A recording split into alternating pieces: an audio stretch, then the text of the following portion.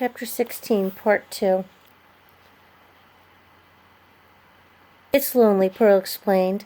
That's why it brought you here. But now it thinks there's another lake monster on the island, and so it might let you go. Might? Ben asked. Might let us go? I can't be sure, but I think it will work.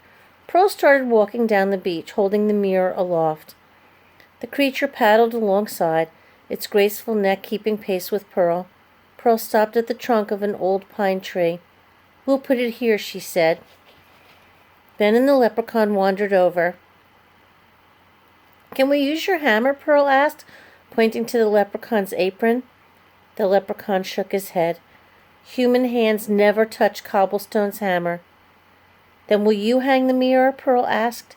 It might be our only chance at getting off this island and back to your gold. With a grumble, the leprechaun pulled his hammer from his apron, along with a little nail. Very well, Cobblestone will oblige. Ben knelt, and the leprechaun climbed up onto his shoulders. The monster watched as the little guy hammered 3 times, driving the nail through the pine tree's bark. Pearl handed up the mirror. As soon as it was in place, the leprechaun scrambled down. Green scales undulated as a shudder ran up the monster's neck. It smiled into the mirror and chirped. The sound was just like the one Lemonface made when he talked to his reflection. It's working, Ben said with surprise. Let's go, Pearl whispered. Ben was the first to hit the water, Pearl close behind. By the time she'd waded up to her knees, Ben was already halfway across. Come on, Cobblestone, she called.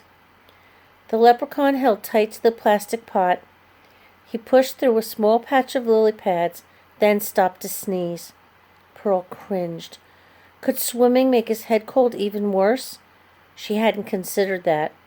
And all his tools looked really heavy. Maybe her plan wasn't so great after all. Cobblestone, she said. Don't you think you should take off your apron?